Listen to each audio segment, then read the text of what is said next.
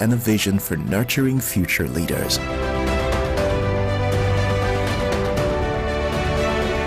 Bayes University is in a league of its own. We're all about our people, processes, and technology. Bayes is one of the highly rated universities in Nigeria in terms of product quality standards. We don't just produce graduates, but groom people into employers of labor. And it has made us understand that learning is all about three things. We learn, we unlearn, and we relearn. Bayes University Hospital offers a range of specialized services equipped with the latest technology, manned by a team of trusted professionals. And now, our vision extends beyond our walls with the Baba Ahmed University in Kano following our lead. Join us at Bayes University and invest in your future today. Bayes University is the institution that you will get the best value for money education in Nigeria. Bayes University. Learn to live.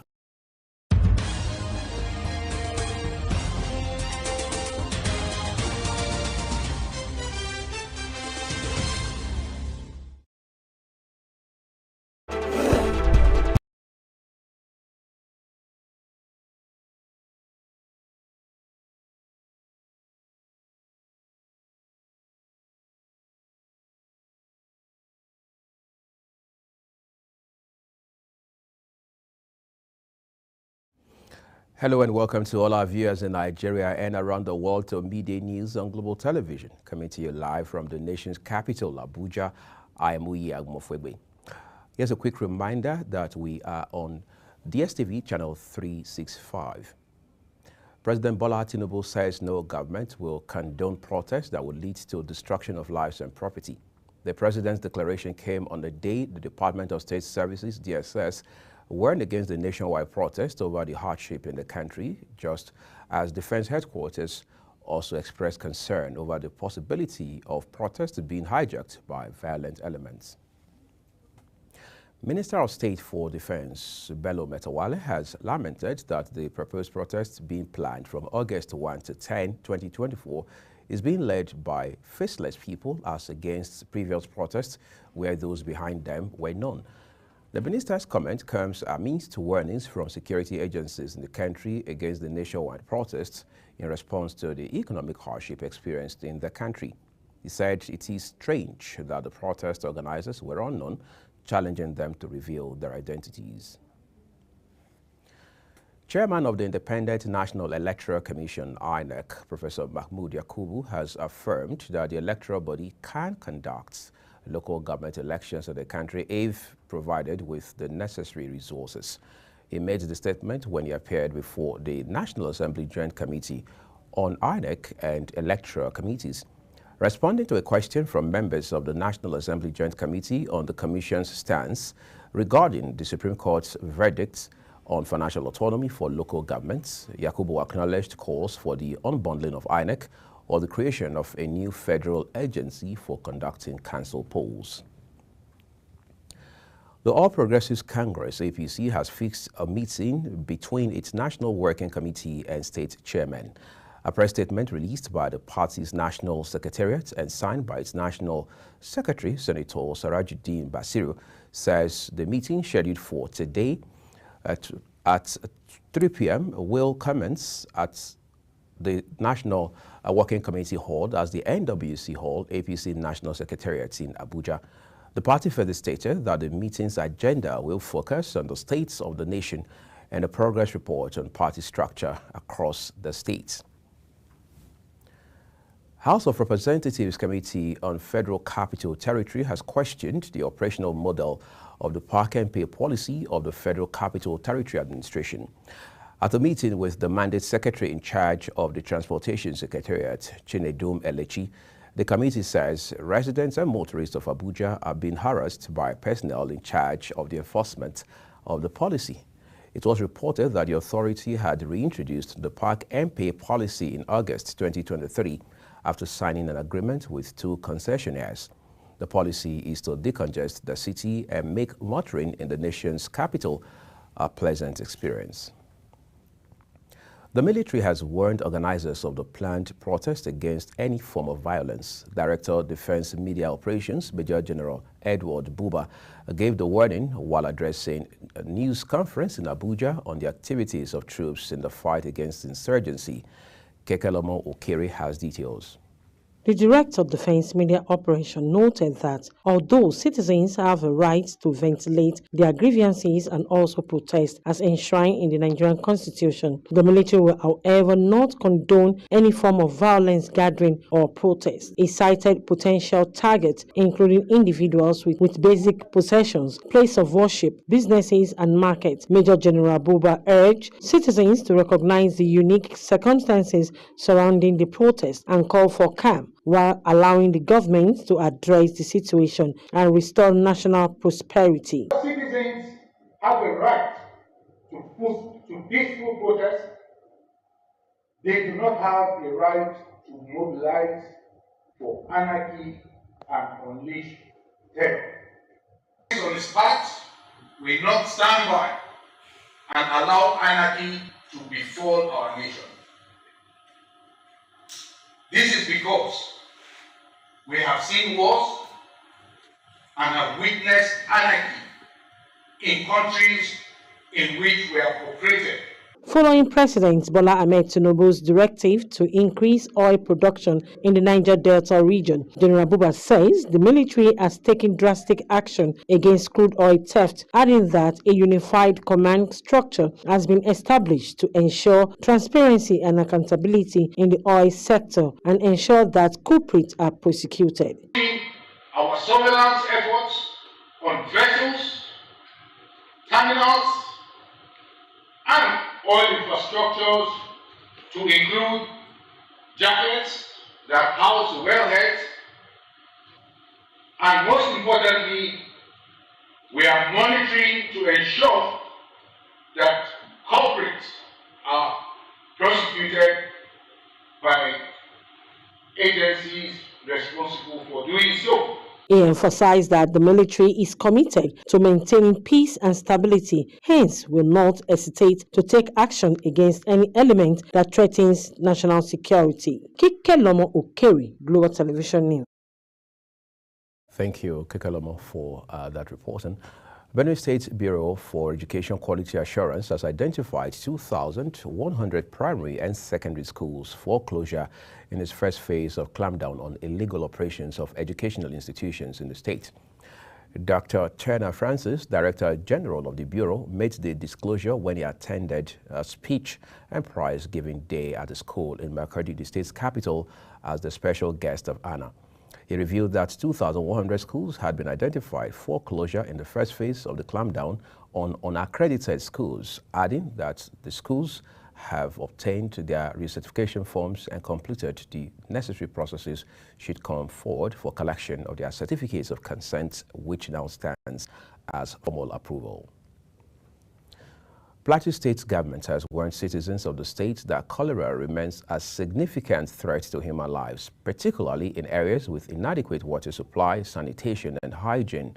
Program Coordinator of the Plateau State Sustainable Urban and Rural Water Supply, Sanitation, and Hygiene Program, Jonathan Malan, stated these while addressing journalists in Jos, the state capital.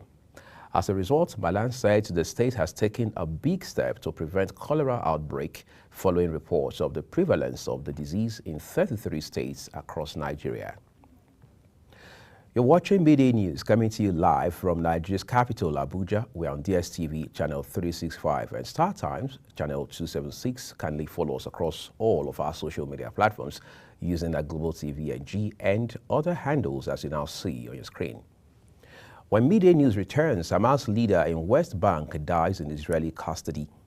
We have these and more for you right after the short break. We urge you to stay with us.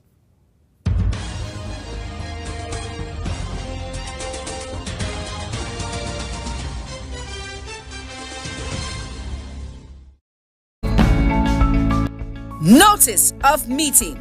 This is to inform all state chairmen of our party, the All Progressive Congress, APC, that there will be a meeting between the National Working Committee and the state chairman, scheduled as follows. Date, Friday, 26 July 2024. Time, 3 p.m. Venue, National Working Committee Hall, APC National Secretariat, Abuja. Agenda, State of the Nation. progress report on party structures in the states. Please note, attendance is compulsory for all state chairmen of the party. Signed, Senator Surajuddin Ajibola Basiru, PhD, National Secretary.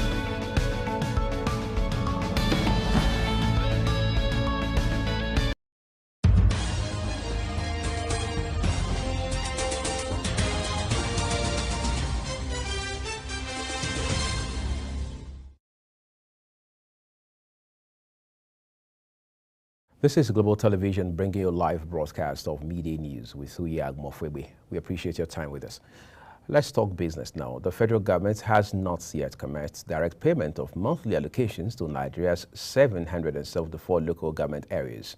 Minister of Finance and Coordinating Minister of the Economy, Wale Edun, explained that the Supreme Court's proceedings had not yet been communicated to the Attorney General of the Federation for proper study and implementation.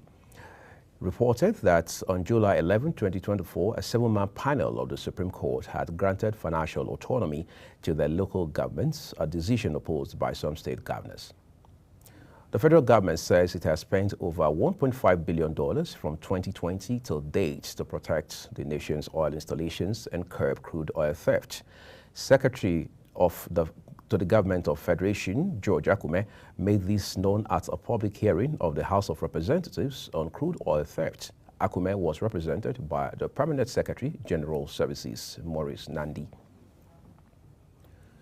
Minister of Finance and Coordinating Minister of the Economy, Wale Edun, has announced that the federal government's revenue for the first half of 2024 has exceeded its budgetary targets. Edun, who announced this at a press briefing in Abuja, also clarified that the Supreme Court's proceedings granting financial autonomy to local governments have not yet been communicated to the Attorney General of the Federation for proper study and implementation. The Manufacturers Association of Nigeria has appealed to the management of the Nigerian Ports Authority, NPA, for more waivers to utilize the Calabar ports. They made the call when the leadership of the association paid a familiarization visit to their facility as a way of fostering closer collaboration in Calabar, the state capital.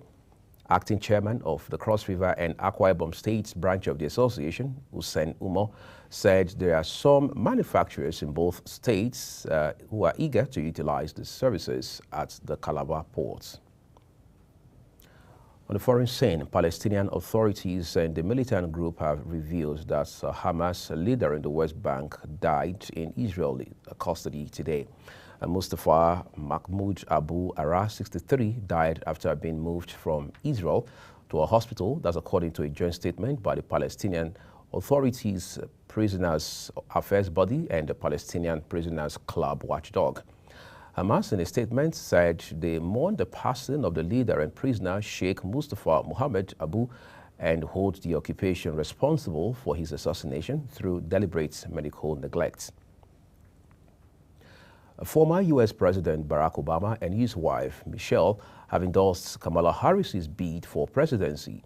In a 1-minute-long video that captured a private phone call between the couple and the vice president, Harris expressed gratitude for the endorsement in their long friendship. 2 ships have sunk, one of which was carrying millions of liters of oil after a typhoon swept through the Taiwan and Philippines, leaving 25 dead and hundreds injured. China has raised the alert status of its coastline in preparation for Typhoon Gemi to strike, with the storm center now approaching Fujian province. It is the strongest typhoon to hit Taiwan in 8 years when it struck overnight, with gusts killing up to 3 people, although it is now weakening. A 24-year-old man has been charged with attempted murder over the stabbing of a British soldier earlier this week. Detectives investigating the serious assault of a soldier in Bellingham have charged Anthony Essen in court. Now let's talk to you about sports. Team Jamaican co-captain Shirley Ann Fraser-Price has been testing the conditions in the French capital ahead of her 5th and final Olympic Games at Paris 2024. The 8-time Olympic medalist touched down in Paris earlier in the week and trained at the Complexe, one of the official Paris 2024 training centers. Fraser Price has raced sparingly this season. She delayed the start of her season until 15 June at a race in Kingston. The triple Olympic champion then completed at the Jamaican National Championships, where she qualified third in the 100-meter behind Shrika Jackson to book her slots in the team. Nigeria's return to the Olympics saw the Super Falcons lose to Brazil in their Paris 2024 opener. Nigeria Super Falcons made their long-awaited return to Olympic football after a 16-year absence, but their Paris 2024 campaign got off to a disappointing start with a 1-0 loss to Brazil in their opening match. The game's decisive moment came in the first half when Gabriela Nunes da Silva unleashed a ferocious strike that proved to be the only goal of the contest. Let's turn away now to look at tennis. And Murray has withdrawn from the tennis singles at the Paris Olympics, but will still take part in the doubles. The British former world #1, who will retire at the end of his 5th games, has still not fully recovered from back surgery, which he had last month. He believes the men's doubles, where he is playing with Dan Evans, offers his best chance of another medal. And that's it on the Midday News here on Global Television. Came to you live from Nigeria's capital, Abuja. We would love to remind you that Global Television is on DSTV channel 365 and Star Times channel 276. Kindly follow us across all our social media platforms using that Global TV NG and other handles as you now see on your screen. I'm Uyagmo Fwebe saying a very big thank you to you for watching. Coming up shortly is Lunch Global with Chung Annabelle Joseph.